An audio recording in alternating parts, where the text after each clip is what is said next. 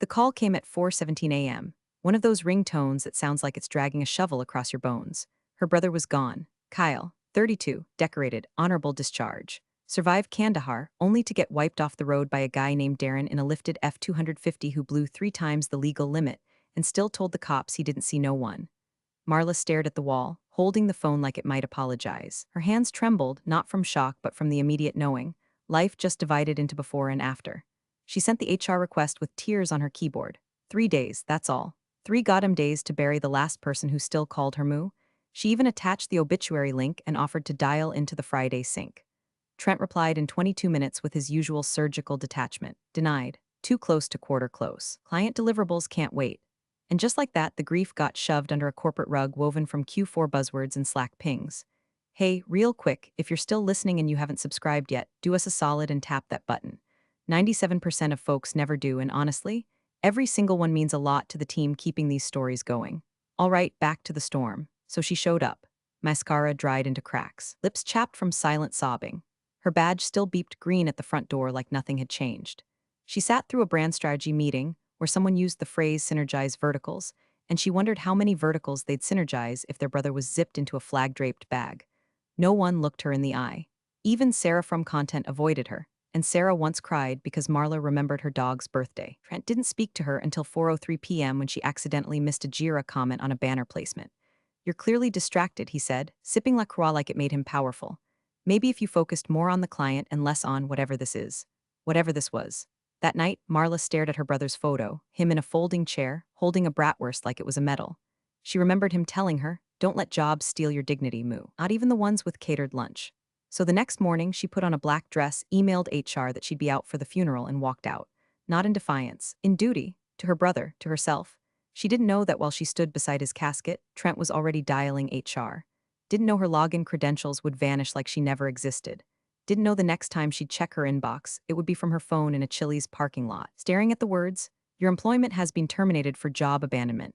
Effective immediately. The molten clarity that arrived in her chest wasn't sadness. It wasn't even rage, it was purpose. Marla walked into the office the morning after Kyle's death like she was crossing into enemy territory, shoulders tight, eyes hollow, blouse tucked in so perfectly it looked like a cry for help. The building's automatic doors whooshed open like they were welcoming a war widow to a marketing war zone. No one said a word. They saw the red eyes, the funeral black cardigan, but they looked away like she had a contagious rash made of feelings. Brandon from UX gave her a nod that somehow said both I'm sorry and please don't talk to me. Nina from accounting offered her a sad protein bar and then pretended to need something from the printer for 6 full hours. Everyone else, heads down, Slack open. God forbid you look up and catch grief in your periphery. It wasn't that they didn't care. It was that they were terrified. Trent ran the ops floor like a cruise ship dictator, always smiling, always tracking KPIs, and somehow always knowing who took more than 9 minutes for lunch. After his last tantrum, when someone misscheduled a client tweet, and he screamed so hard his forehead vein looked like it had its own heartbeat, HR quietly started calling him Terminator Trent. He had that energy of a man who threatened to sue his HOA for wind noise. Marla sat at her desk, trying to click through campaign briefs while her stomach churned acid and her brain repeated the phrase, closed casket because of his face. She muted herself on a client kickoff Zoom and sobbed silently into a Kleenex she stole from the restroom. No one noticed, or maybe they did and pretended not to. The irony wasn't lost on her. She was building click-through funnels for a car insurance brand while her brother had been killed by a car. She pulled herself together just long enough to make it through the analytics sync. Trent, of course, made a performance out of ignoring her. But then at 4:27 p.m., she got a Slack message from him, just 3 words, still behind, Marla. No question mark, no context. Just a tap on the back of her neck to remind her who owned her hours. That was the moment. She stared at the screen, then slowly stood, walked to the break room, poured herself the worst office coffee in Texas, took a breath that tasted like burnt filters and betrayal. Then she marched back to her desk and opened her email. Subject, bereavement leave final notice to HR at company name as previously communicated. I will be attending my brother's funeral tomorrow. I've attached the obituary in the service program. I am taking this time, whether approved or not. Do what you must. She hit send, closed her laptop, stood up, walked out. She didn't cry that night. She didn't rage. She just laid on the couch, holding Kyle's dog tags in her fist, and let the silence of the apartment drown out every goddamn KPI, every passive-aggressive Slack ping, every stupid quarter-close meeting that thought it was more important than goodbye. The funeral was held on a gray Thursday morning that smelled like rain and gasoline. The sky hung low over the church like it was grieving too, and every seat was filled with uniforms and stiff collars.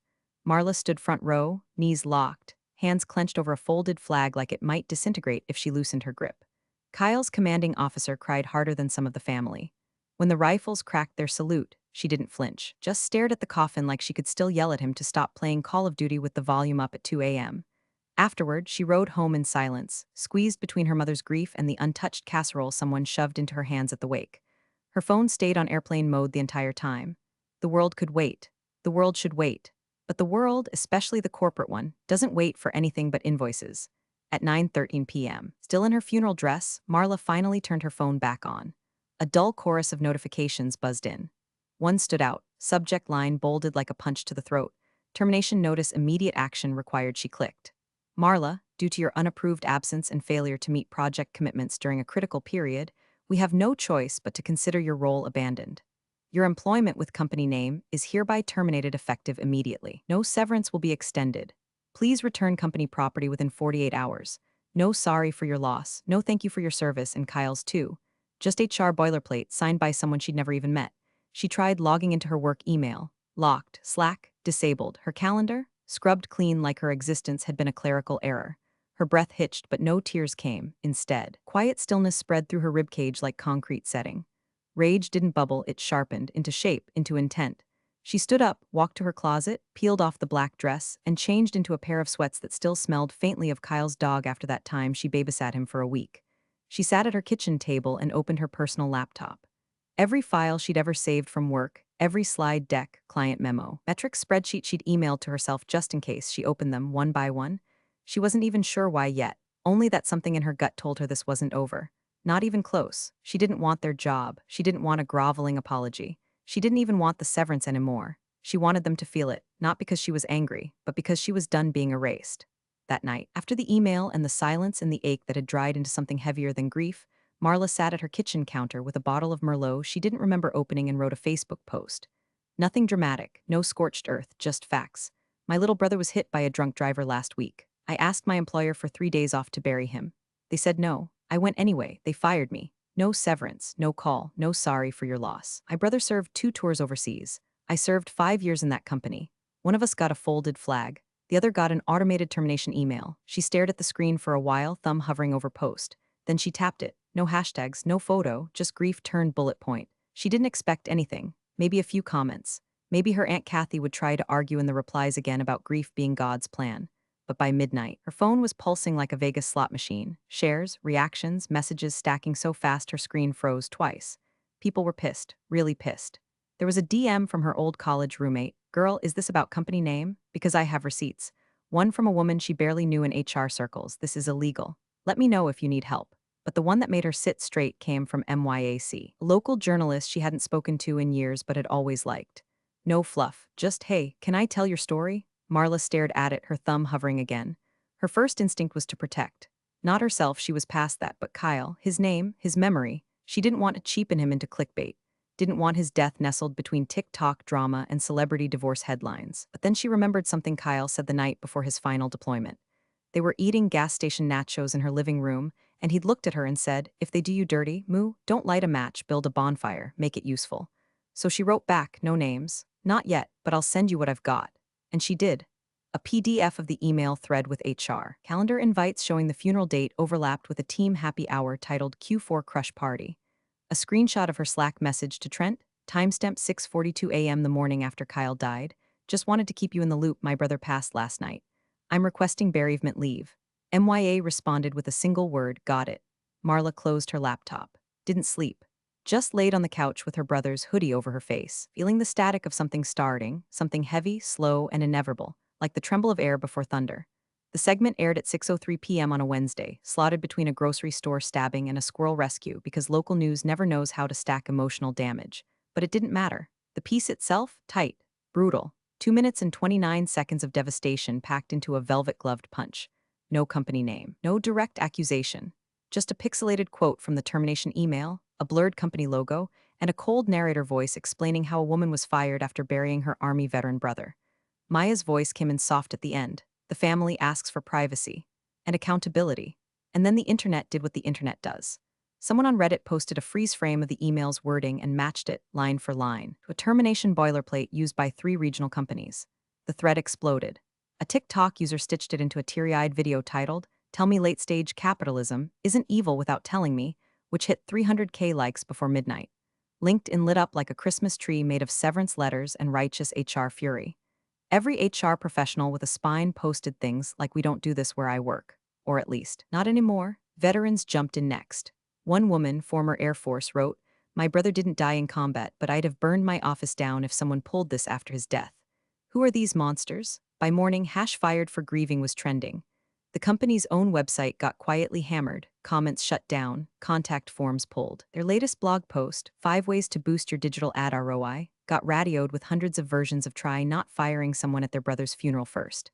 Marla watched it unfold from her couch, barely blinking. She wasn't giddy.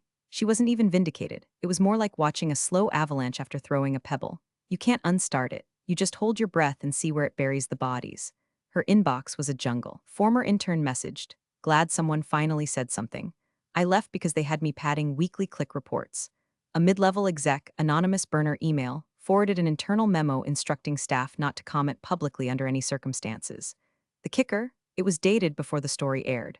But the one that chilled her came from an old data analyst named Jordan. "Hey, you don't know me, but I saw your post and the coverage. I used to work there too. They didn't just treat people like trash, they cooked numbers, campaign metrics, pharma brands, political data. If you're serious about holding them accountable, I can help. But you didn't hear this from me."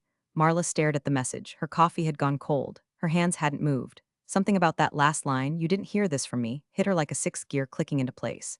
She wasn't just the grieving sister anymore. She was sitting on the edge of something rotten, and it was starting to reek. It started with a single line in a press release that landed like a meteor. "We are suspending our partnership with company name pending a review of internal ethical alignment protocols." That came from Halbert and Co., a Fortune 100 giant so big they had their own lobbyists, their own conference, and allegedly their own damn zip code. They didn't mention the Marla story. They didn't have to. Everyone in the industry knew what that kind of PR language really meant. Within hours, 3 mid-tier ad agencies canceled contracts with Marla's former company. Not paused, not under review, canceled. Like a bad Netflix reboot with a 1.7 rating and a harassment scandal. One agency exec tweeted a photo of herself dumping a branded tote bag into a trash can with the caption, "Love the planet. Hate unethical ad firms." The company's CEO tried to do damage control via a LinkedIn post about renewed commitment to internal values, but the comments were a bloodbath. One reply just read, "Tell that to the woman you fired while she was at her brother's funeral, Cheryl."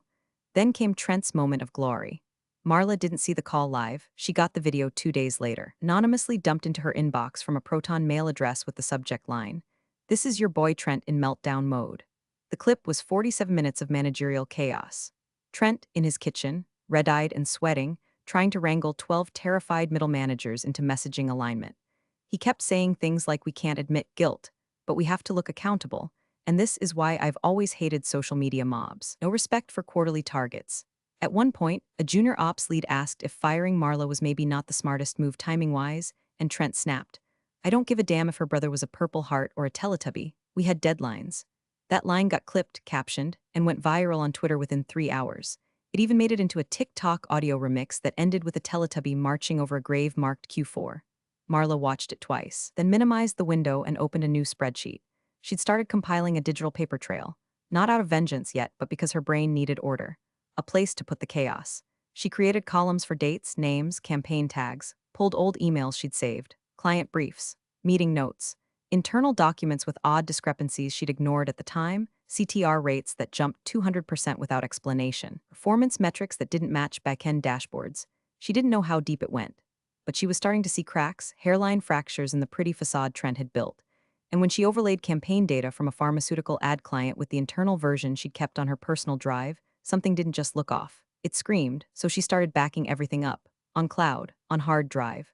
Printed, even 3 sets sealed in folders, because the avalanche had started, and she was getting ready to aim it.